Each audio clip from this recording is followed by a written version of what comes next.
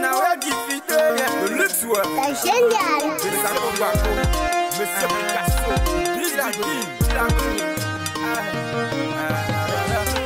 nous y mettons nous manon blébédé. Vitamine, mi wajalado. Non, nous y mettons nous manon blébédé.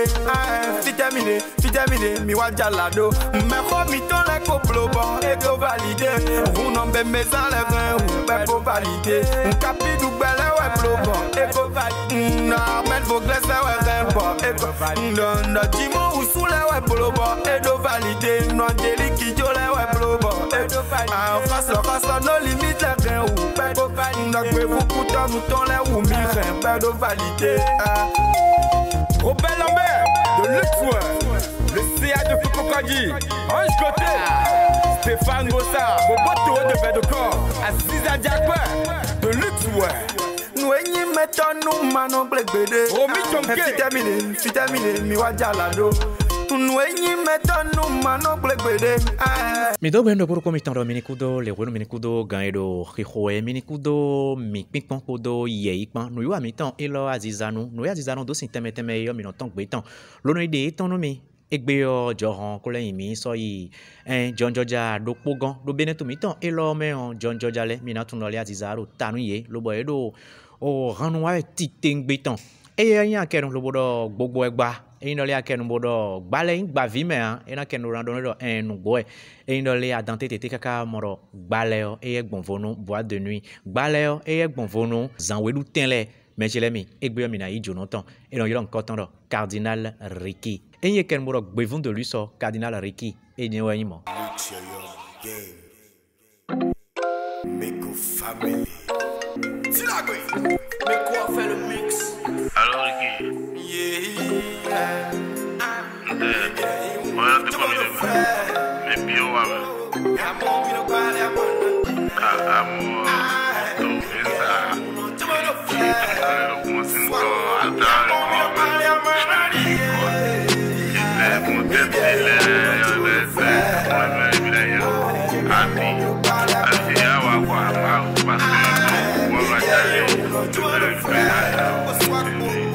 Change habitué, Ali Duende. Akpe mi do webi no bon jaton jabi kono do frère. Abono mi ado bete, nigga me j'ai pas de frère. De na wa kon bakwe. We no le webi no la, tache be yo, ma tu me de la, on si sata, bolo do kwe. Do ta si sa we kan feeling che. No me se le we no se. Ye we le we no konye. Kan we kan no tolu ye. Sakwata si le lo kudo je. Achina le no do kudo je. Et tesi kasi na ready. Jabiche ko da nu me. Mi bien uno cholo frère. Ni amo mi no bale amanandi. Mi bien uno cholo frère. Ni amo mi no bale amanandi. Mi bien uno cholo frère. Ni amo mi no bale amanandi. Mi bien uno cholo frère.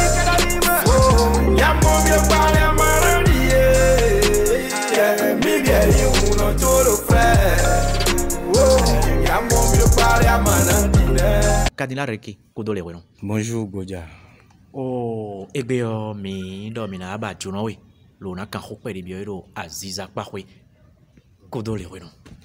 Oh, so kudo afodon me. oh Kudo afodon me. oh e ino le na ken lo na do Aziza ho lo beneto mi ton e lo me o lo John Georgia le sian Pakwe yo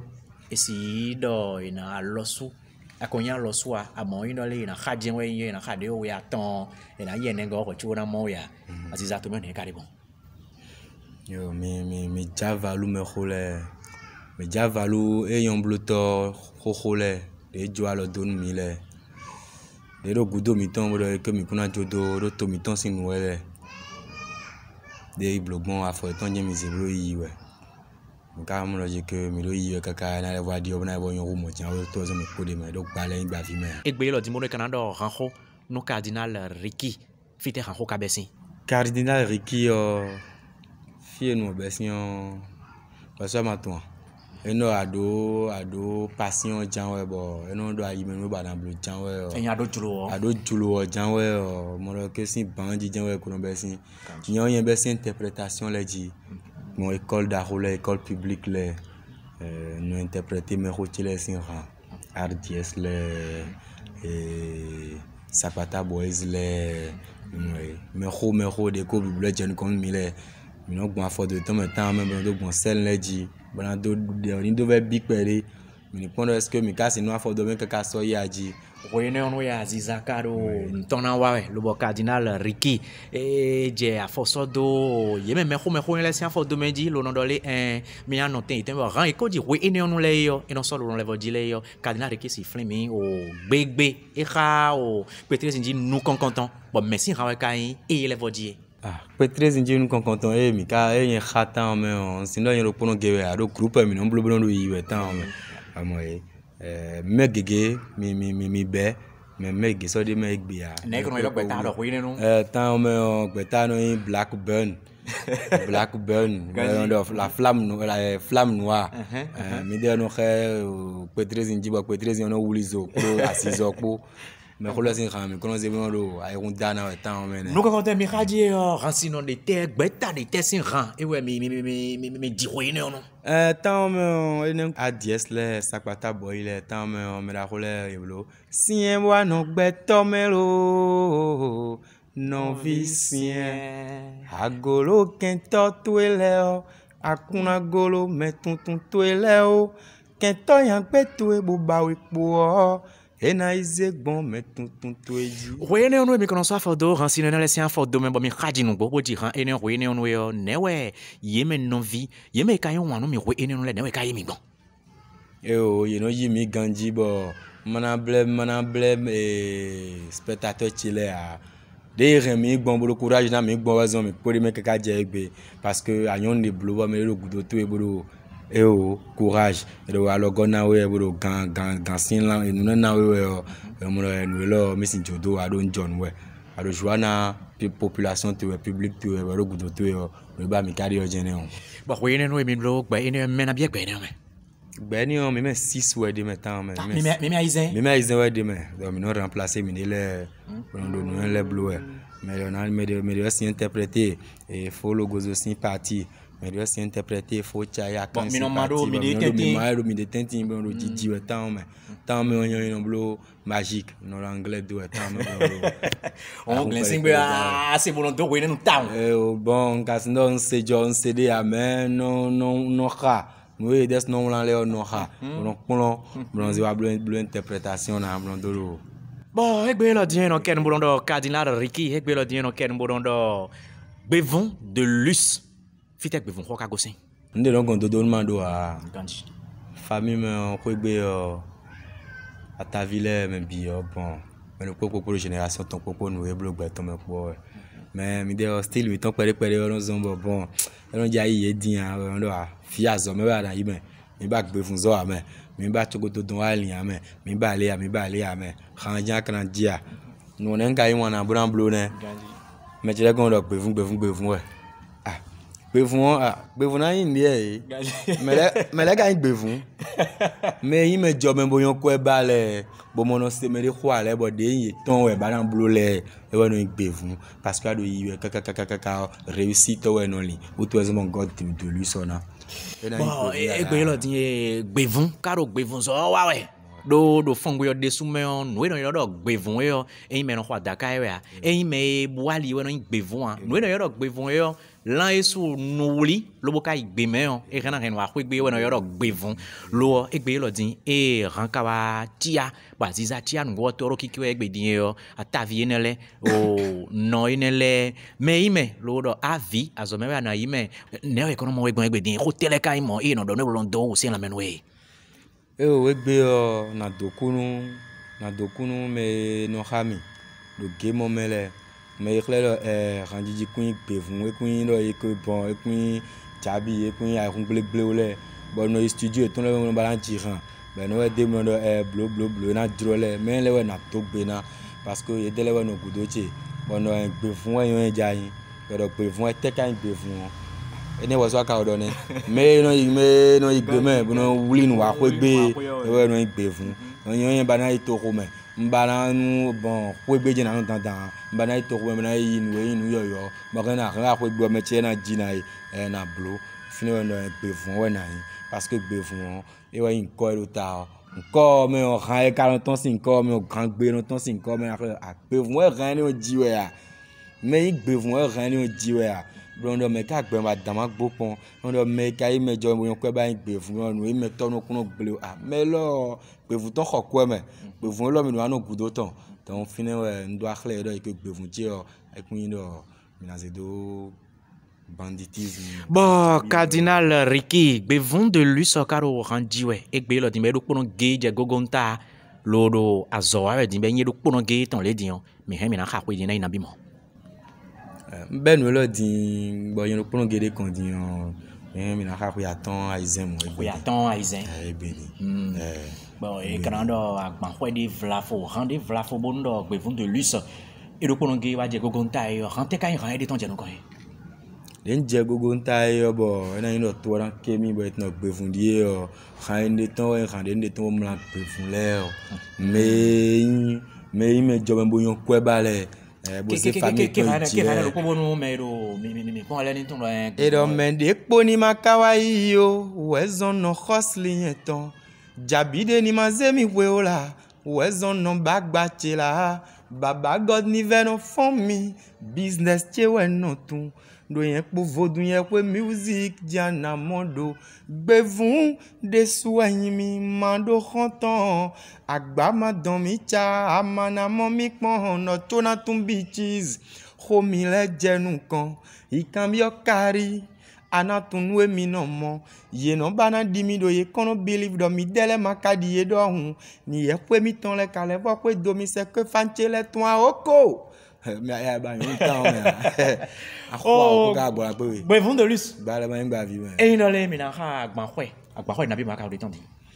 bon na mi na do agban khwe o nko blo mistake pro blo mistake de 12 titres bon mistake pour no yin balẹ̀ e no yin balẹ̀ parce que nde bo an blo gbe to me na kan fo bi o me khole o to no balẹ̀ kun gba vi me o balẹ̀ ma kan gba vi me a twa kan wa balẹ̀ o ne an blo bon alwa sava bna kan fa bna blo no alwa blo le amoy o to zo no en to an blo nde bo balẹ̀ we no bi o kwe ajura mo to do no wa balẹ̀ ado bi ba mi wa balẹ̀ balẹ̀ yin gba vi me a blo me khole na me no ya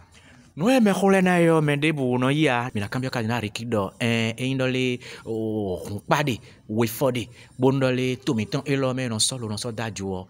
hunpate ka inka na rikiton vlafo bo indole ro die mon dion e ne o me din no hondo ni be no yon seni to ba ro vlafo ni na do to cheme o rythme de on dream bona blo brando e gay public chena parce que you passing de on was a be pop me pere when John Georgia we got yen don le o ino mo de me no blue rien hip hop me de te son de bo na do kan je na ton no mi ton di bo mi do an jipro awa DJ po do bi o shone so me o nyan ino ze zenli we meton no ze zenli agbo meton bronze me la role sin fon gbede no do bronze double hip hop na moi on est double hip hop là parce que nous met saint lewe mi no saint hier ko lewe gudo mi ton mais si jo mi ton do be blo mere voton quand mi do aze mi ton do mere voton ji blan clair do no chawe do ko do na ro ko lo jonjo jale ka ti te gbe ni mo ro kana ji we din o apa mi de le ton pe vlafo ni le ro na ji we alo mi o we no jo me ye le be no die nega ro bono ro di lon ye bono di lon ye bo no e do we de yo indole ayin yan ho video vlafo alo ayin jonjo jabo yin ton do no wa ma teto ganji anu de yo asido na siwe lo ne abon khoya makaso aliene amboto ndole no domi de yo to vito sile do na se nde buwe zebo na blo e no tno je ko fidi we mi gosin e no fi agosin venu we o anatno no mi ja blo mi do na blo bo fi mi gosin o e lo ado vi mi ton die e lo ado fi mi ado vie do mi ja blo le mi gbe odie e lo nko mi ton se su enu gbo fa mi ton se su parce que ko do we de o kan ton me lo sisi we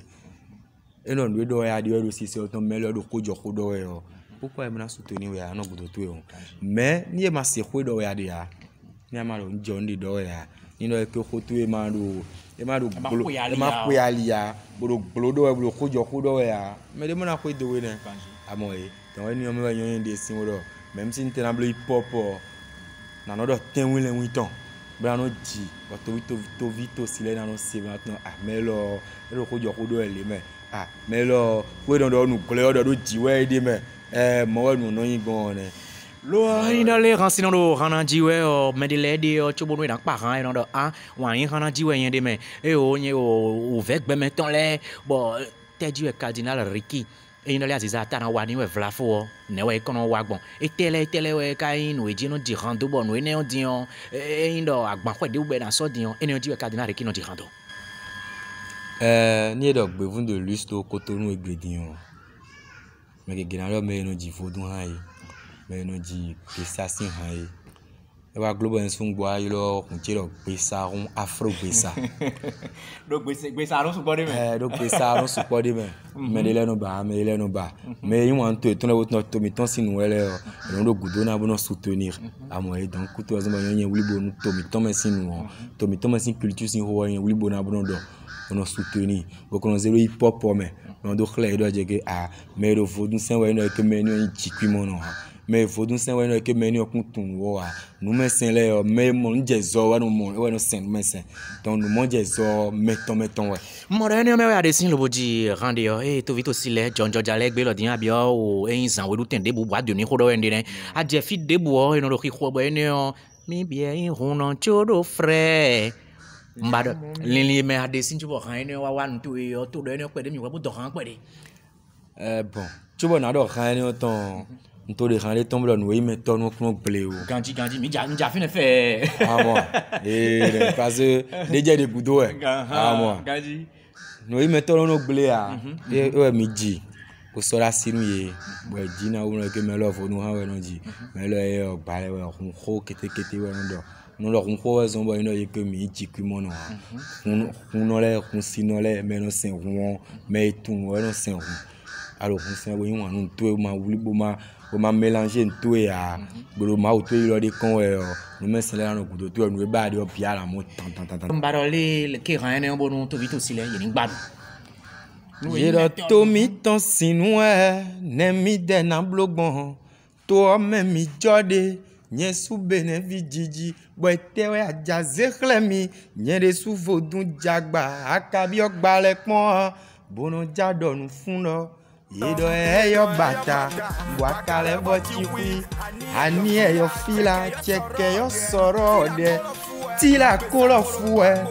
atoli wa jaji kilo shele gangan yawe mi kaleji vodun kon we mi no bo no du père e ja flou me wina gbe iton le tiono mi ai no kon cardinal Ricky adole ye kon cible me wi gbedeo no boy ka cible me wi ado mi do dodono mi do fide lo bo gosin cardinal Ricky raine aji o modole lili wa no yo lili ne o sa me wa no lili o e wa zamea ka wa kizia parce que non zameno pa e wa zame pe mi le bo ya che kezi o si bo le bo pa kabi zanpo kezi o po bi e ron po bona mi ya che o bo mi do pa lo bo chubo ka na pa e flafo e se bo do kun no de we e se bo do me ho de we aziza fi de ka go sindo e mi modole e to fongwe o lo bokato e nyi ko domenu mi ton le bokato e nana o sin jonjo jale bet no meton no no yi be to do han me lo ka ko be so be ti me le apa han ni o men ni nen ka pa han ni o gbon me ado azome mi yo na e mi ton le mi na to kuna lo e sise mi do nu kon pere o mi azome bo no yo vole le voze wa kunu mi yo mi le wa mo ke yo vole le so e jura se bla be même oui le na we on a prié le missionnaire marchand militaire nous prenons les supports même la bon fini hein mais la jowodo mais collègues on a mis à y aller bi mais collègues là mini bonlé donc nous on imagine y a mais nous mais autour mi c'est dia gbangba bono ni do mo jemeton moi eno fie mi jaji sole o y ma tun to do nu oton et na c'est de dai on a nu ya on dan dia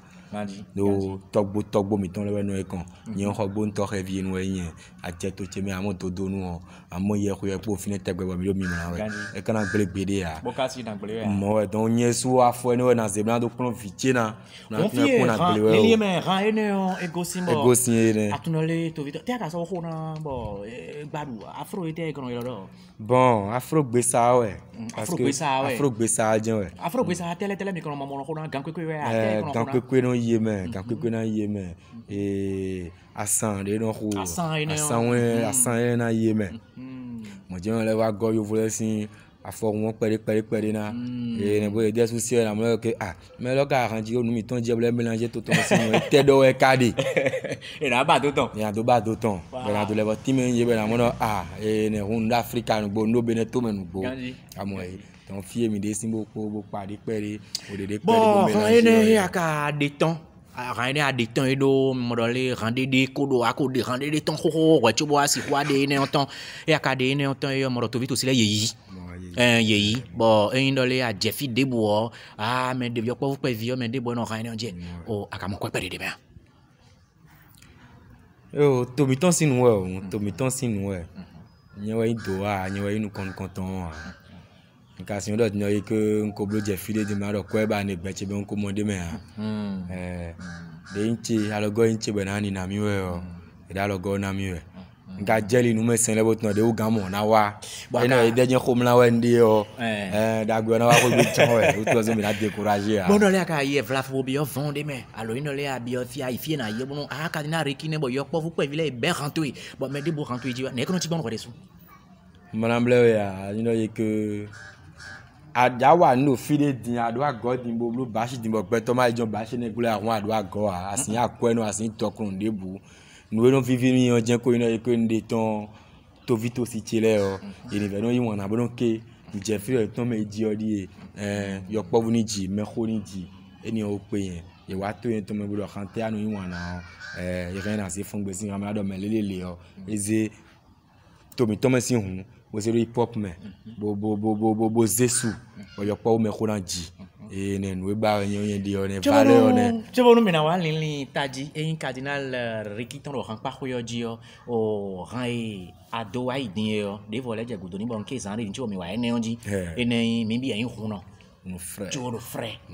e no le mo mi lo to ko me mi bi se ti me ran ne pe de mi do ko pe de mi lo ran ne o se an pa ko ape mi lo we bi ni bon no yi e bo ya ton chedin o maga besoin na do jero ko gen di we tun ado kun no yin ne vodun no ta ne vodun ko me we no kanji java lu me ko le yo ide we no na mi vodun ko me we no e no se vodun ko no yi we a kan me mi na janu wa gbe na janu mi ton le mlan gbe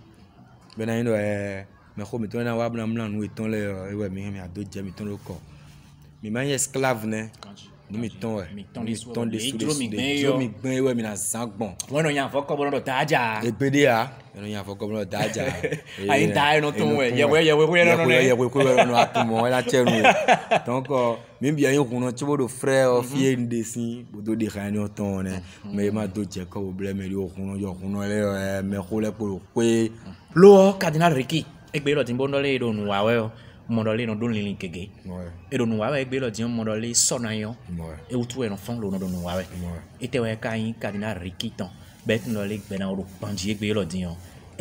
lo kan pa we we a alo tito me ya po won atno le mi he mi na blo gbe mi ton me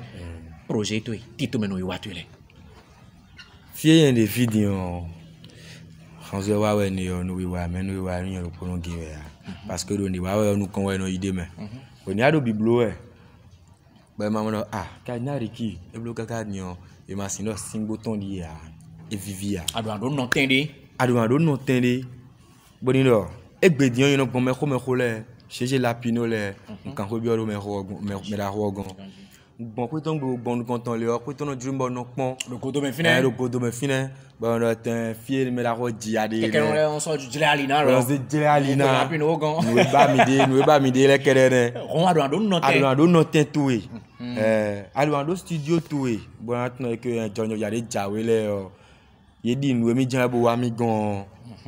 mi han mi na gwa lo nu ye besoin de studio les tantans et ami wa pour bien mina waso et au mi studio ti o mina waso ton yin on lin ton lewe ino dire que mais igwa lo yen sport moi lele o yin le so no agba fodo ton me boni me le wa yin le sugan bodo alo go bare o yin le so no agwa lo ni bodo ton artiste no toche me no gbo artiste yo toche me bon de blo ni gbon e yeso da lo ton gon mi we on le to itajile ne e we njojo kudo le ara ko alo mi lo be na ti wi de suno don bo game na hu ron mi suno do to si fun hu me lo ka de tin ka odo de amen ko mo amen ni ma yin mo ma wo ni wa logo ni mesan le ni wa logo woni ko no gan na hu me na ndo me lo kan sino nu kun de jiwe yin tengbe jiwe yin ni mo bo ni aza ino tati kaka doidoi nous yin li ton bayon bi ba wele ne e kana che lo cardinal Ricky egbe lo diyan jonjo jana le kodo ade yo le ade o gbendin yo ye de ko fa sro evla fun ko tabado mi we ye de po bro iwa bro tabado mi we po to yin le so nka kuro merci nkuro me lo me donc alors le na no gorun ye o yin do dire que eno yin anu azo etombo wuli bona nu gbo ba boni me ni gwa lo nu ye o yiri ma no te pon me de o yin azo wa we eno e ke ye vedo mi gan wa we nu kun vedo ye ji o wa zo messenger we mi na don ye do parce que yin le so ye gan yi me ko me da ko le gan ra we gbe we don mi do wa ye zia yi bodo pon we wa we nde bo zia fo bodo pon do me lo de jablo nu onu boa pe to de dimbe wa gon to eniyan e blo kan lo poge o jin ba we de pombo blo pombo bezo jin ba mi no de e do po won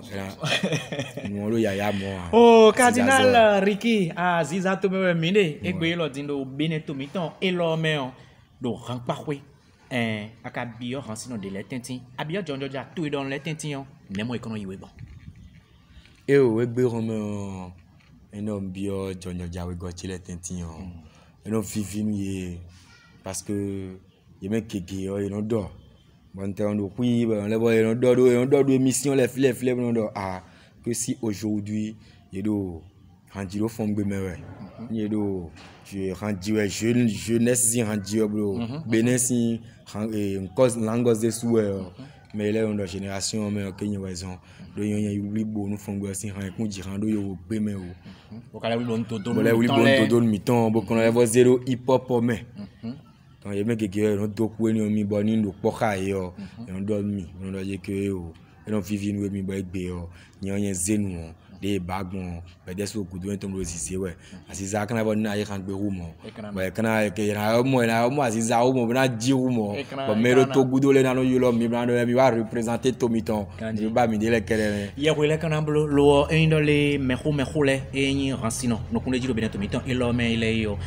adozan de ndole ye wo bo bude lo ke alowe lo yi mi do àwọn ìtàn me bo egbe lo diyan afodo ìtàn me ha sino e wo sunu ayin wana ye me ke alo lo bo yiwe le yo e dro igbe vla fo ba rien le tonu ya rien tonu egbon o gba vi mi pon mi tan me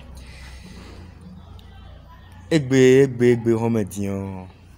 c'est vrai que ndo me la role ta mo no jinu ye mate o pe ya na zia na zegbe to me na dokuton ye no jinu ye di papa ti sagouran Danielou enele agbe national enele papa de we yimbo etero file boni esegbe ti oni tno ku no jini o pe lo po ni tesin pe bona yi toni bona khore dagbe nu mi on na vivi nu mi papa ti anis pepe enele to don we meton ye ku no no jinu ye ta on bon doku don ye do ezenu on blo bi blo we vivi nu mi fofoche nous sisi me la roger la pino koguno vite o do kan ko tombe o javalo me la rodo akmando mande do akmando ye ku no ne mande et demain on blo didi we on na mi de le courage mon do que no khle mi do ama aten wa mo no aten debu no akwe ngbe file bo zen we aja nyon de wa bo zen bo ana réussi wa do locomotive wa pa un glen le we de mande oh cardinal Ricky o modo egbe lo din bonu aziza to me e wa jonjo yele sin pa ko de sunu aloswe ayin bonu ko do zanit nole e kuna khaso ya ton wa chuna mo ko de sunu wa chuna mo we o de luxe ouais aja bien parler mais à moi ya à moi ya à moi ya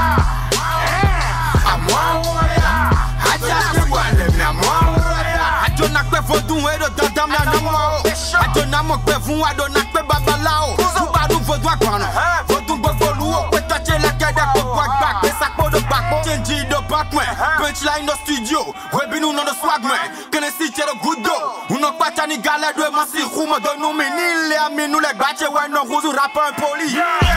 kama tu e makano je poli vodun wajache better when no say makano je meji waje na je chiche we so to na mom ya kado na savo force papa force jo rap do boy ye gege no da ko fonu ye ba mi poda gun bo klon le ba na to agun mi ko mo wa mi ko wa bale man yi ba fi me mi ta ko savo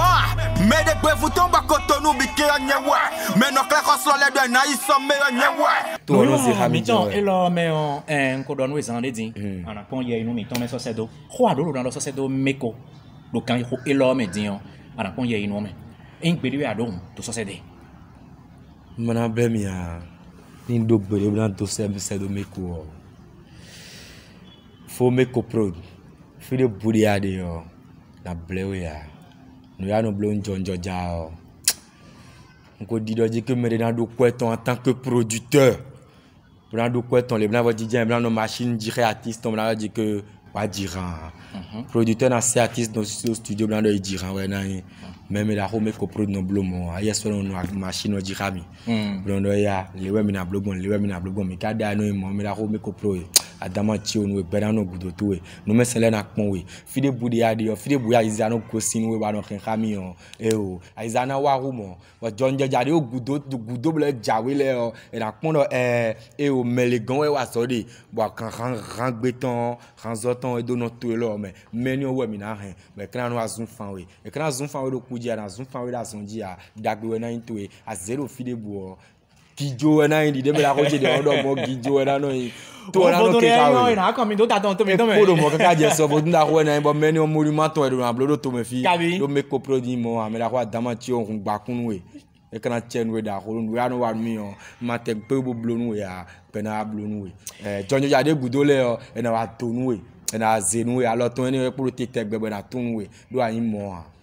mi wa vivo no wa mi ton elo cardinal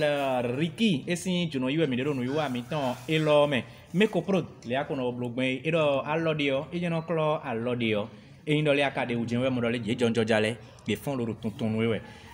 oh cardinal Ricky mi wa vivo no wa elo hote mo ya kado lo ran so se do to no ko mi ton le hote we ado lo ran so se do jonjo ja yeme bana nya ziza pla do egbe lo dion ke gemi ton sono ko ruan bondole eveko cardinal Ricky bedo no dairo video e no yinde suno na ya pla bo jetu ito me hote we kado lo so se do jonjo jale we be me fio nde bueze buna wa no vi jonjo jale patience we e no ko no don didi no doga e non tite me no conseil me no fia wa e ko no tite me no na ma wewe ya mi ton le da ihame me lo fidi on lan le pok me lo khaya bon wa je fidi on no nle on wa ze o le teme no na blu le gbon le ayin wa nu tu ede yo vo o zia iha bo wa so tu ede ji ateda mi mo lo na wa fon we no yin gidi ya wa gbe mi ono ifidi ya ayon blobo lo kwi yo e na wa yo lo we mi ma ze kanzo mi ton mi wana menuisier we mi ya e apprenti maçon ya nya ma do mi na go sin gangon plak mi na wa le plak o mi cours modo patience bo wa zo mi ton le ganji mi kana mo so patience mi ton e na wa donu mi patience eton na wa donu ye kan ro po me dia na gbon lo bo ye me yin wan we wa je fi debo e ra si pe khonu we ye me yin wan we wa je fi debo vend de me ya de boro yi we a cardinal Ricky ne ene fan tuile don to gbe so se do le me fan tile jonjo jale me khotile parent tile gudo tile mi me no bana e 2000 mi me ntino biya i khamena le dokunumi trala endo mi do linde bana do lever mi rumo artiste be noale rumo mi ma kondo medicine khodido wo mi zia i khamitombo wana do azizale wana we mide e mi me agbaza lo le wana we mide ya Azizale wana we mide. Lo ko no ran. Mais artiste les mais ka mea nyeme fidion musindo mea ndo te fotile mais maka kondo te fotile autour na do mina jomido mi kenklen do et do la jatroué c'est do dogbon fibie atela la zin mi mo to fi que alors pledo alors que gesso ouais sou mi so amon we de me on eno unyamana yin nyeton a unyamana yin artiste béninois les ton mi me population mi me non mi goudole mi me fan le mi tele we na si mi do na kenklen na no khami mi blogbo mi ano kenklen na no yi mi le oblo dagbedio mi ano kenklen na no yi na zera mi do to mi ton sin we mi ka izera mi we aziza to meton me ko to meton le so e na to nu mi do ko me e na to nu mi do doku me e na to nu mi do fi me e na to nu mi do ba mi le bi me se gbe se no no gudo mi ton wa mi de so mi na ba han po wa mi na fo na kikeru mi etegbe wa mi na ton mi be ni wa nu gbo e kana chenu mi fo blo gudo mi ton dagbe na yin mi ton dagbe na yin mi ton ye to no kun le ene ero tadi boro vvd kenwe do mo ye to no kun mi ton le be sin to gan mi ton di kaka wa o doko côté ado Ronaldo so se do ye to no kun mi ton to me ton le me jonjo jale mi do wi wa we mi do wi blog ma fo mi ton me de mi blog bon mi do mo di o ye parce que période nous kon ye nous kon we filet de so dija we e ma ndo dire que nous e million blo mi de mi pe wana we ne mi yin wan nous e million blo mais 16 alors les aso la si me blo na blo azo ne we no wa to o jen blo na mi de to zo mi na kenklen mi na kon to o tu bona e de me artiste béninois do to o me le artiste de ni po bodo talent bodo ran bodo rangbe tu vas fier na do et tout nous na do et tout peut-être nous na dasi na ti na han et tout et do mon po mi kenklen bodo le do mi artiste là dessous mi kenklen bo flimi bo na concert de le bla no wa nu mi bo une subvention de bla no wa bo mi tombo mais y artiste bo yon randi nu bon bo et na mon de bla do attend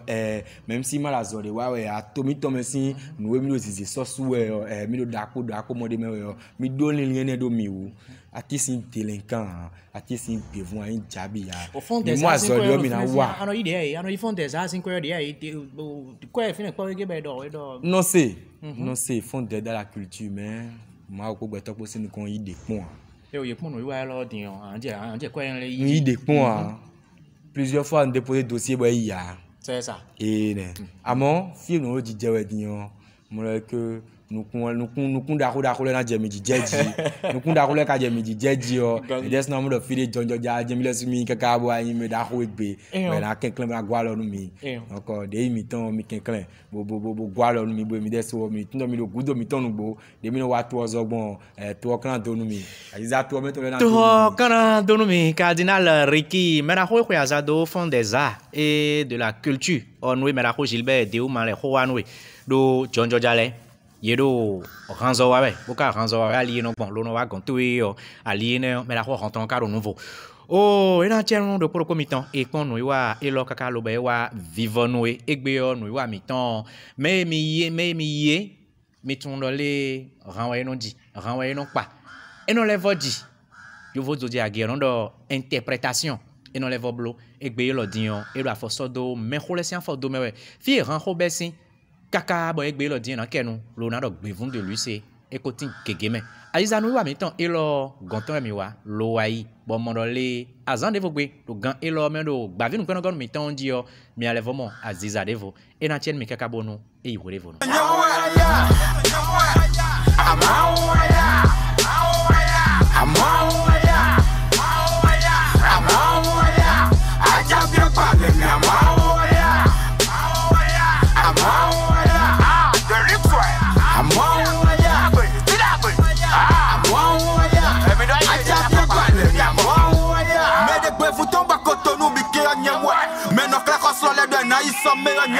mais ils ont rap fou kawa tendance on yewe mais si yeto yewe quand papa yeto yewe no tabo mi toni bo mi konodo number one vidéo local la révélation na we konu MC le ye na